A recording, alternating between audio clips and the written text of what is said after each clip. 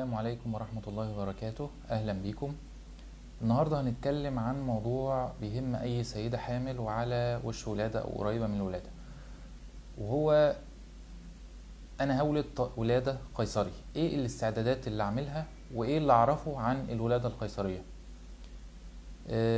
أولا أول سؤال، إمتى هولد قيصري؟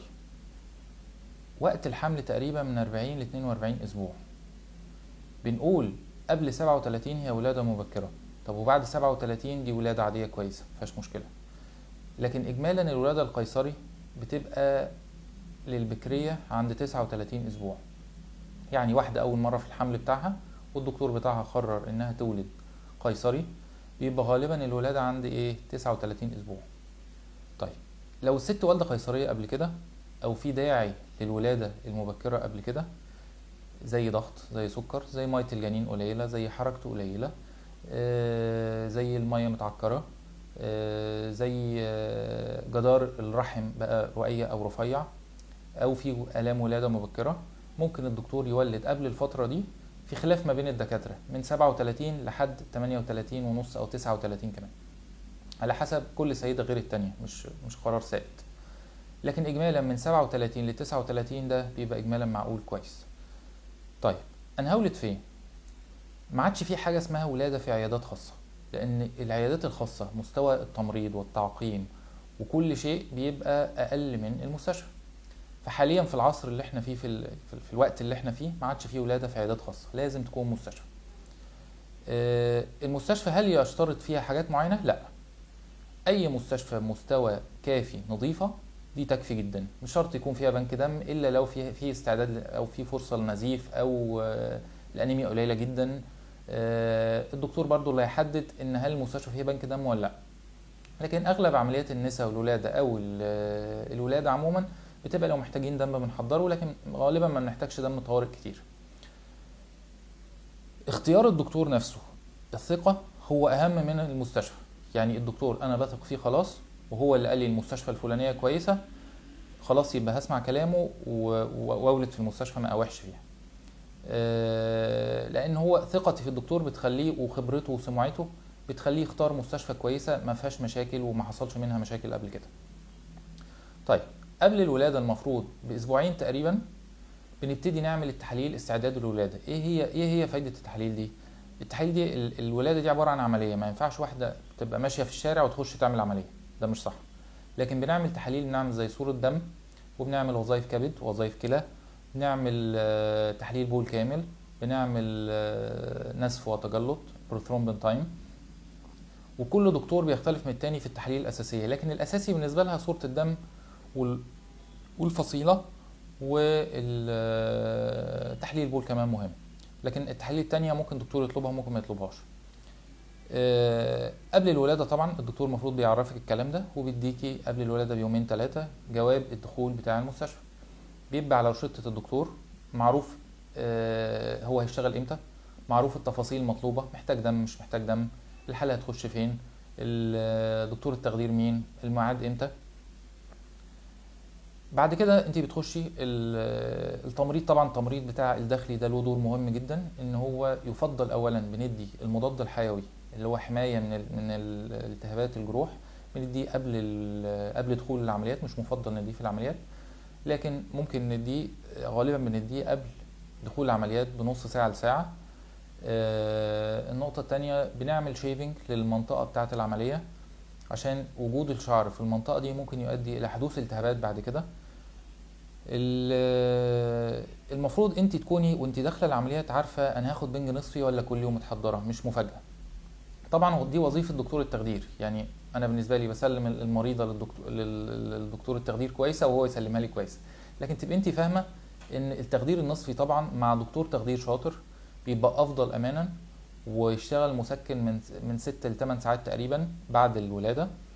والحقنه ما بتحسيش بيها خالص، هي حقنه شبه الحقنه العضل وما فيهاش وجع خالص، وبتشتغل معاكي كمسكن وما فيهاش اي مشكله خالص، وبتخليكي تحسي باوضه العمليات. اوضه العمليات مش مرعبه، مش مكان خوف، لا انت بتبقي شايفه الطفل وسامعاه وهو طالع بيعيط، وموري لك الطفل اول ما يطلع من البطن، وتلاقي جو العمليات مش مرعب زي ما انت خايفه منه.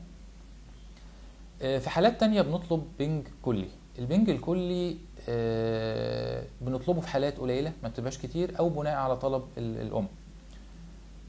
طيب انا هولد غالبا بكرة، اعمل ايه؟ والصيام، الصيام غالبا بيبقى 6 ساعات عن الشرب و8 ساعات عن الاكل. طبعا لو كلنا في اليوم اللي قبل الولادة كلتي اكل تقيل، اكل فيه دهون كتير، اكل مسبك او متحمر او توم او بصل او الحاجات دي، ده طبعا بيؤدي الى ان الامعاء تكون منفوخة، وده لوحده بيعمل لك مغص يوم الولادة.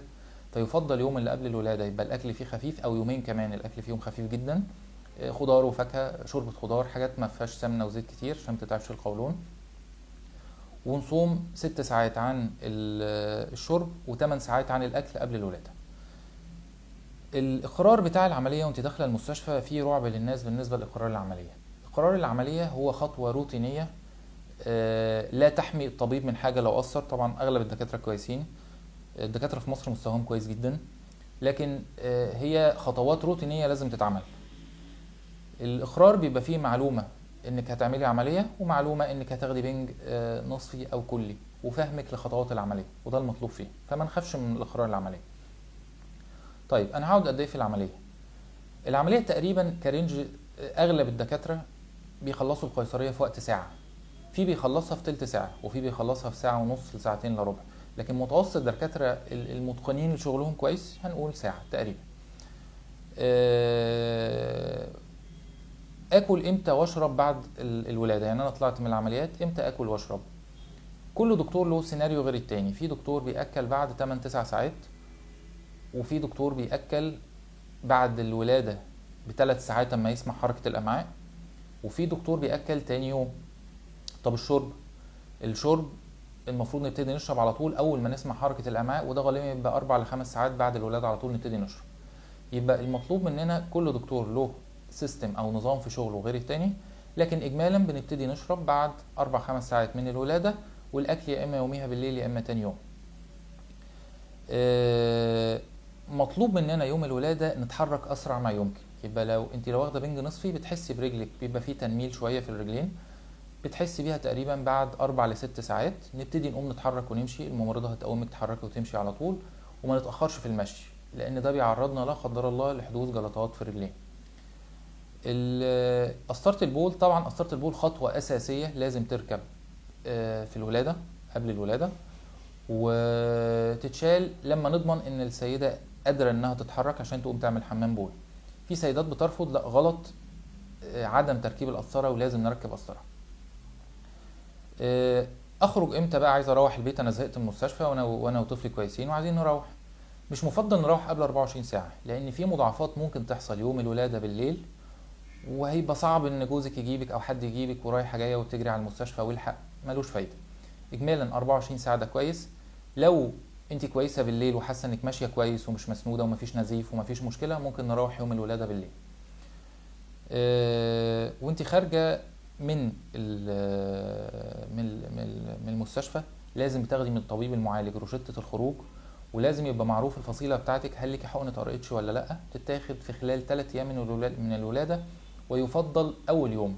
يعني تبقى عارفه ان لو الار بتاعتي سالب لازم اخد حقنه الولاده يوم الولاده عشان ما تنسيهاش وتجيبيها معاكي وانت جايه المستشفى. النقطه الثانيه الكير بتاع الطفل.